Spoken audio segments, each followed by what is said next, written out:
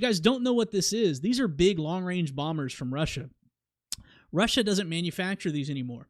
What's that mean? These nuclear bombing airplanes aren't in production anymore, so Russia has a finite level of them that they plan to maintain until forever, right? Well, when you blow one of these up, they don't have the parts to make a new one or the manufacturing facilities to repair these damn things. And check this out. And shout out Russia. I don't know why you're lining the wings with tires, but cool. But this is a live video of a drone hitting the damn things and blowing these things up over and over. It's freaking crazy. These guys are particularly taking a drone and they're taking it really close to where the fuel cylages are on these airplanes and detonating.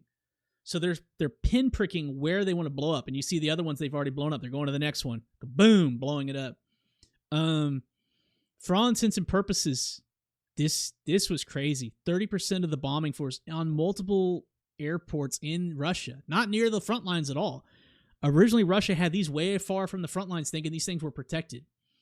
And it's really interesting what's going to happen next. But I wanted to show you this because this is a big deal, because this is, long story short, this is pressure on Putin to come to the table. So far, he's not been wanting to come to the table and do negotiation at all. That's a MiG-20. No, don't blow the MiG-25. I like the 25s. Sorry, Doc.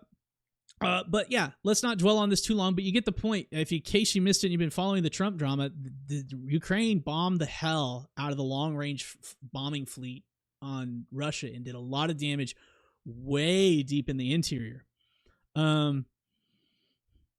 Putin is obviously pissed and has basically said negotiations are off. This was a terroristic act. Who negotiates with terrorists?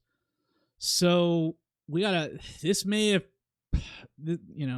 I can't tell you. Is this going to prolong negotiations? I don't know. But before this, Putin was not wanting to negotiate. So if they don't want to negotiate, they don't want to talk about peace. Zelensky is increasing the pressure and doing long-range damage inside of Russia, which is concerning. And you're going to ask yourself, how the hell, and I apologize if you guys know the backstory, but I'm going to go into it because it's interesting. How the hell did they hit Air Force bases 1,000 miles into Russia's interior with drones? I'll tell you how. They made multiple Connex containers. In the roofs of the Connex containers, they hid multiple drones. What these drones are basically, imagine strapping a hand grenade beneath a drone.